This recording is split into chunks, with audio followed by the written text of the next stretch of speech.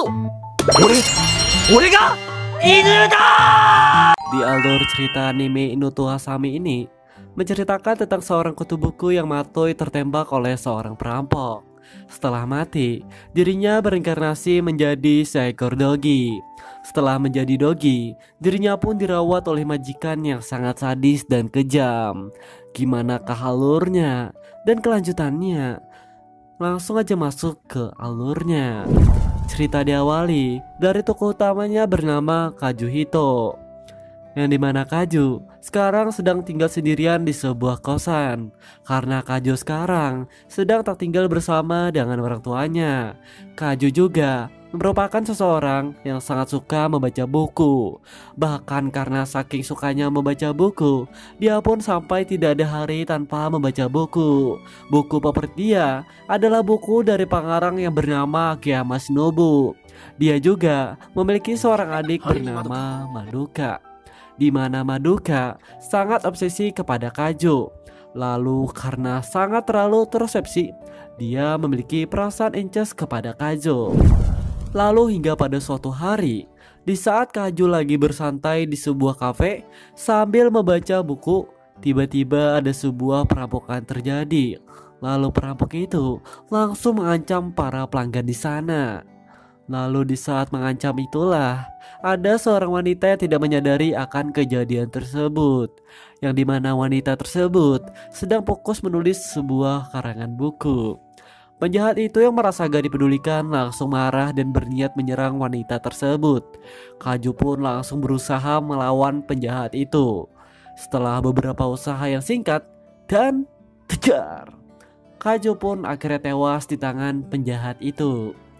Lalu setelah tewas dan berada di antara kematian dan kehidupan, tiba-tiba Kaju teringat dengan buku karangan Akiyama Shinobu yang sangat ingin dia baca.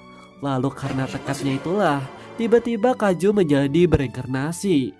Bereinkarnasi jadi apakah itu? Entahlah. Lalu saat terbangun itulah Kaju menyadari kalau dia sekarang sedang berada di toko hewan. Selain itu dia juga menyadari kalau dia bereinkarnasi menjadi seekor dogi. Lalu selama di toko hewan itulah Kaju hanya dikurung di dalam sebuah kandang dan menjalani hari yang sangat menyiksa tanpa adanya buku. Beberapa hari kemudian, tiba-tiba toko tersebut kedatangan seorang pelanggan yang dimana pelanggan itu adalah wanita yang diselamatkan oleh Kaju sebelumnya. Dan wanita tersebut langsung membeli Kaju dan membawa Kaju ke apartemennya. Selama di apartemennya, Kaju diinterogasi oleh wanita tersebut dan menyuruh Kaju untuk mengakui kalau Kajulah yang selalu memanggil namanya untuk datang ke toko hewan itu. Dan wanita ini juga mengerti apa yang diucapkan oleh Kaju, walaupun sekarang Kaju hanya seekor dogi.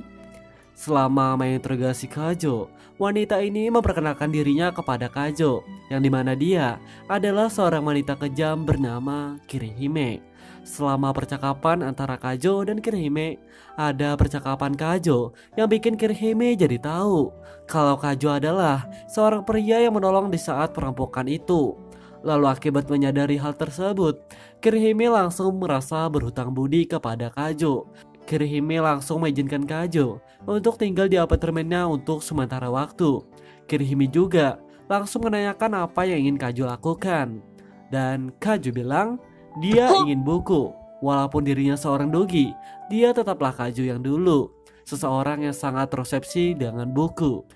Kirihime langsung memperlihatkan koleksi-koleksi buku miliknya kepada Kaju. Kaju yang melihat semua buku itu langsung sangat bahagia melihatnya. Selama melihat-lihat buku itu, Kaju akhirnya tahu siapa identitas asli dari Kirihime, yang dimana Kirihime adalah seorang penulis buku yang bernama Akiyama Shinobu. Akiyama adalah nama samaran Kirihime untuk di dunia pengarang buku. Kaju yang menyadari panutannya ada di depannya langsung terkejut mengetahuinya. Lalu semenjak saat itulah Kaju jadi tinggal bersama dengan Kirihime. Beberapa hari kemudian Kirihime mengajak Kaju untuk memeriksa kosannya yang sudah lama Kaju tinggalkan. Setelah sampainya di sana dan masuk ke dalam, mereka membicarakan tentang pelaku perampokan sebelumnya atau si pembunuh Kaju. Selama pembicaraan itulah, Kirihime bilang kalau pembunuh Kajo sedang berada di kamar sebelah. Karena sangat tidak mungkin penjahat itu bersembunyi di tempat lain, karena bakal sangat gampang ditemukan oleh polisi. Dan tujuan Kirihime mengajak Kajo ke kosan ini adalah untuk menangkap pelaku tersebut, yang kemungkinan besar sedang berada di sekitar kosan ini juga. Saat Kajo dan Kirihime keluar dari kosan, mereka melihat pelaku itu keluar dari kosan ini. Kajo dan Kirihime yang menyadari hal itu pun langsung mengajar pelaku tersebut. Selama pengejaran itulah, Kirihime bertarung dengan penjahat tersebut. Tejar, tejar, tejar. Pertarungan pun dimenangkan oleh Kirihime. Kirihime pun langsung berniat membunuh penjahat itu. Karena akibat penjahat itulah, Kajo jadi terbunuh.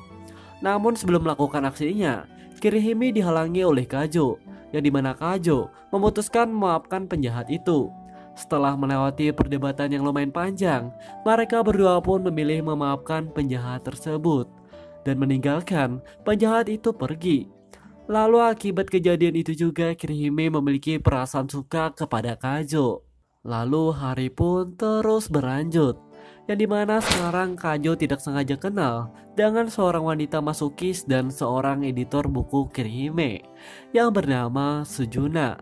Selain itu, Sujuna juga salah satu wanita yang bisa mengerti dengan perkataannya si Kajo. Lalu akibat pertemuan tersebut, Kajo mulai berteman dengan Sujuna. Lalu esok harinya, Kirihime dan Kajo memutuskan untuk berjalan-jalan di kota untuk mencari referensi buku milik Kirihime. Selama berjalan-jalan itulah, ada sebuah kejadian yang membuat mereka menjadi terpisah. Saat terpisah itulah Kajo memutuskan untuk melihat-lihat keadaan sekitar dan tidak sengaja melihat buku buatan Akiyama Shinobu. Namun saat Kajo ingin mengambilnya, dia tiba-tiba dijebak oleh seseorang dan diculik oleh orang itu.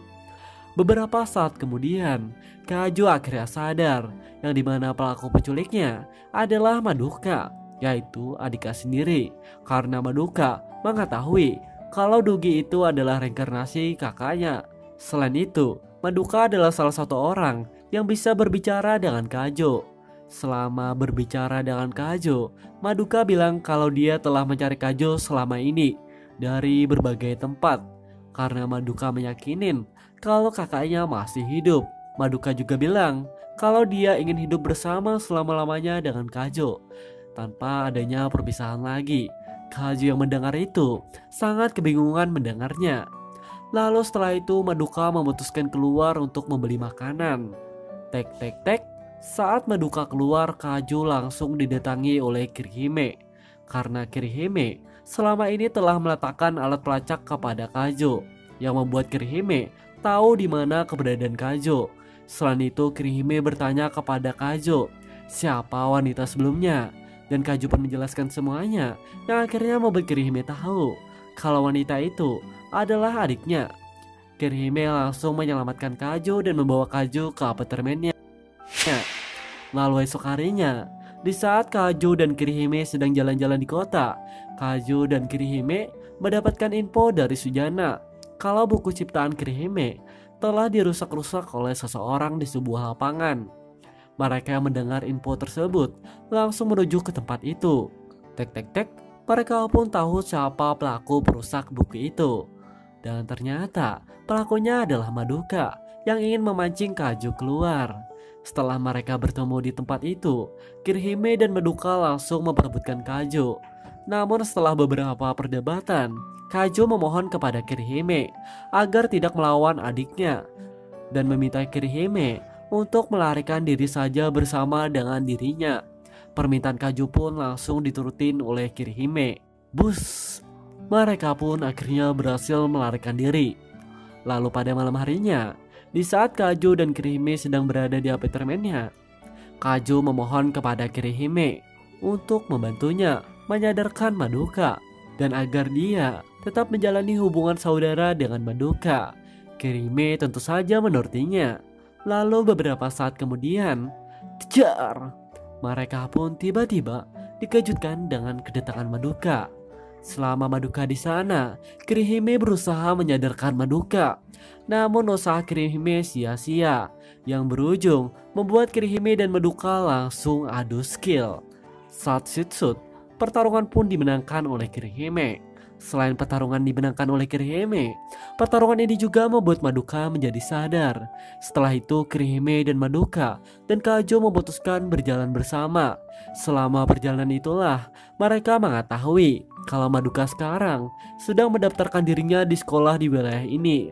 Karena Madoka sebelumnya bersekolah di kota lain yang berada dekat dengan orang tua Kajo. Tapi sekarang Madoka ingin bersekolah dekat dengan tempat tinggal Kajo. Lalu pada keesokan harinya, Kajo, Kirihime, dan Madoka saat ini sedang mengantarkan Madoka untuk pergi ke tempat asalnya. Saat disitulah Kirihime bilang kalau saat Madoka sudah bersekolah di wilayah ini, Madoka boleh tinggal bersama dengan dirinya untuk sementara waktu. Dan tentu saja Madoka menerimanya, dan Madoka pun pulang. Lalu setelah itu waktu pun terus berlalu. Banyak kejadian yang membuat Kirihime makin jatuh cinta kepada Kajo. Mulai dari Kajo yang membantu anak kecil, sampai kejadian lainnya yang membuat Kirihime makin tambah suka kepada Kajo. Walaupun ujung-ujungnya disiksa sih. Beberapa hari kemudian, mereka sekarang sedang berlibur di sebuah kota. Saat berlibur itulah mereka menginap di sebuah penginapan pemandian air panas, yang dimana pemandian ini adalah pemandian favorit milik Kirihime sejak ia lagi kecil. Selain itu, Kirihime juga mengajak Madoka untuk ikut mereka berlibur juga. Lalu akibat hal itulah Kirihime, Kazu, dan Madoka jadi menginap di pemandian ini. Selama mereka liburan, Kazu dan Kirihime memutuskan jalan-jalan di kota ini, seperti membeli makanan dan memotret diri mereka di sebuah foto studio. Lalu setelah kejadian itu mereka pun kembali ke penginapan tersebut. Selama di penginapan tersebut ada hal tidak terduga pun terjadi, di mana tiba-tiba member di penginapan tersebut seolah-olah telah dihipnotis oleh seseorang. Entah siapa orangnya nanti akan terjawab. Dan akibat serangan tersebut Kajo dan kawannya pun berusaha melawan member-member itu. Setelah cukup lama melawan, tang ting tung, pertarungan pun berhasil mereka selesaikan dan membuat para member-member di penginapan itu menjadi sadar. Walaupun pertarungan telah diselesaikan, mereka pun ujung-ujungnya tetap tidak tahu siapa pelaku di balik kejadian ini. Keesokan harinya, liburan mereka pun akhirnya selesai. Selain itu akibat kejadian itu, Kirihime langsung sangat penasaran siapa pelaku di balik kejadian ini. Beberapa hari kemudian, Kajo dan Kirihime sekarang sedang membeli sebuah buku. Saat mereka pulang dan berada di apartemen, Kajo langsung menyadari kalau apartemen Kirihime telah dimasuki oleh seseorang. Selain itu, Kajo juga menyadari kalau buku koleksi milik Kirihime bertambah menjadi 1. Kajo yang menyadari hal itu pun langsung berusaha mencari buku itu dan menemukannya. Buku itu bernama buku Surga Asmara. Kirihime dan Kajo membaca buku tersebut karena mereka beranggapan dengan membaca buku itulah mereka menjadi tahu siapa pelaku yang telah masuk ke apartemen itu. Saat mereka membaca, Kajo tanpa sengaja melihat Kirihime membaca buku itu dengan sangat serius. Lalu entah kenapa, tiba-tiba Kajo memiliki perasaan suka kepada Kirihime yang membuat jantungnya berdetak kencang. Setelah mereka selesai membaca buku itu, Kirihime menjadi mengetahui siapa nama penulis buku tersebut yang bernama Fujimaki Hotaro. Lalu karena mengetahui nama itu, mereka memutuskan menyelidiki siapa identitas asli Fujimaki Hotaro. Karena mereka berpikiran kalau dengan menyelidiki siapa identitas asli Fujimaki Hotaro, mereka menjadi mengetahui tujuan asli Fujimaki Hotaro meletakkan buku milik dia di apartemen milik Kirihime. Selama mereka menyelidiki, mereka mendapatkan info dari Sujana tentang Fujimaki Hotaro yang ternyata adalah seorang wanita yang masih bersekolah di SMA. Dan Fujimaki Hotaro adalah seorang anak dari seseorang bernama Osawa Sujan, yang dimana Sujan adalah seorang pria yang bersejarah dalam menulis novel. Namun walaupun mengetahui info tersebut, mereka tidak mengetahui siapa nama asli dari Fujimaki Hotaro. Lalu karena masih belum terkumpul tentang identitas asli Uzumaki Hotaro, mereka pun memutuskan pergi ke sekolah Kaju dulu. Karena mereka beranggapan mungkin saja mereka dapat info tentang Uzumaki Hotaro di sekolah Kaju dulu. Saat mereka berada di tempat yang sepi, tiba-tiba mereka dikejutkan oleh kepungan beberapa orang yang sedang dihipnotis. Kirihime dan Kaju yang menyadari telah dikepung langsung buk dan langsung dilibas habis oleh Kirihime. Setelah semuanya dilibas habis, tiba-tiba mereka kedatangan seorang pria tua, yang dimana pria tua itu adalah Usawa Sujan. Kirihime menyadari hal itu, langsung menangkap Sujan dan menginterogasinya. Selama interogasi, Kaju dan Kirihime dapat info dari Sujan.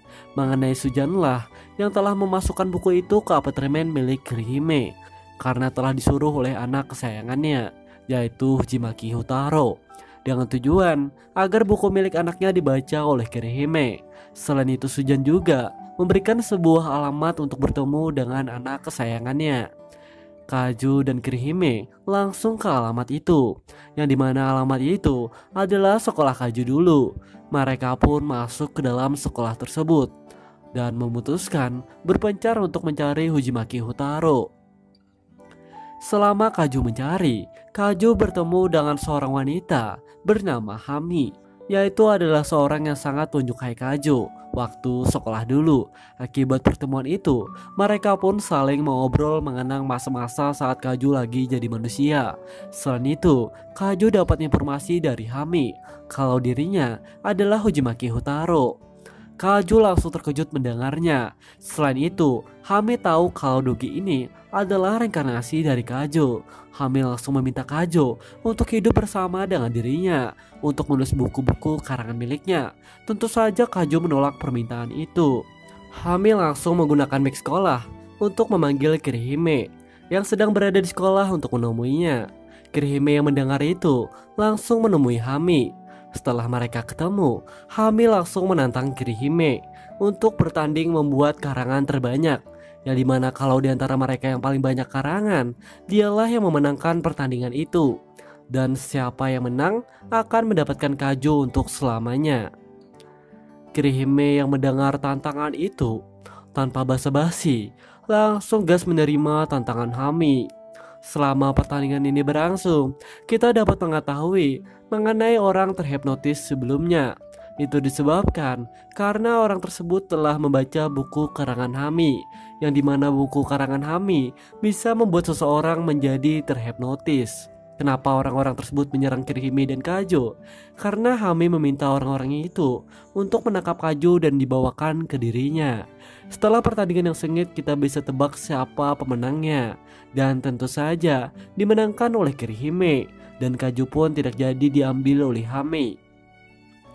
Walaupun Hami kalah, Kirihime tetap saja memberikan semangat kepada Hami agar tetap menulis dan tetap membuat buku seperti biasanya. Kirihime juga langsung menjadikan Hami sebagai muridnya dalam mengarang buku. Dan tentu saja apa yang mereka berdua lakukan didukung oleh Kaju. Lalu setelah itu waktu pun kembali berlalu. Hingga pada suatu hari, mereka pada hari ini kedatangan Madoka, yang dimana sekarang Madoka telah bersekolah di wilayah ini dan memutuskan tinggal di apartemen milik Kirihime untuk sementara waktu. Selain itu, Madoka juga menjadi tukang masak dalam apartemen ini. Banyak makanan yang disiapkan oleh Madoka, khususnya untuk Kaju.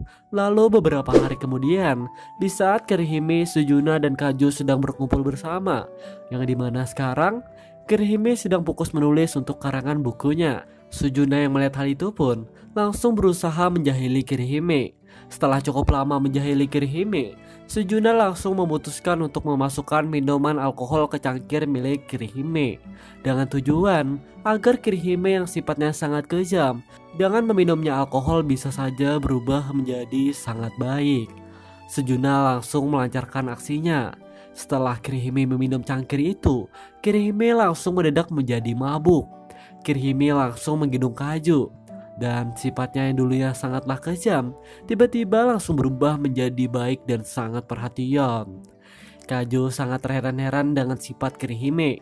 Kaju secara tidak sengaja mengatakan kalau dirinya menyukai Kirihime. Kirihime mendengar itu dengan keadaan lagi mabuk, langsung menghayal kalau dia sekarang sedang menikah dengan Kajo.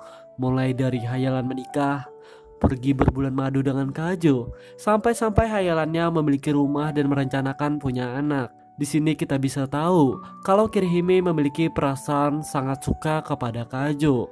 Lalu setelah menghayal, tiba-tiba Kirihime langsung membawa Kajo ke kamarnya dan langsung meletakkan Kajo di kasur. Apakah akan terjadi kejadian puri? Entahlah. Namun sebelum adegan dimulai, tiba-tiba Kirihime langsung muntah ke arah Kajo.